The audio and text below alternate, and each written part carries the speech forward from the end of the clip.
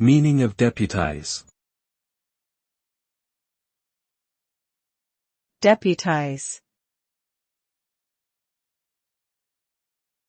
Deputize.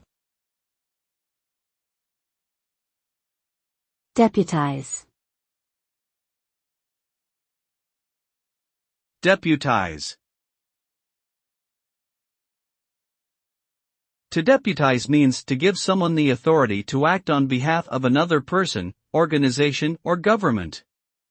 The person who is deputized is given the power to perform certain tasks or make decisions that are typically made by the person or group they are representing.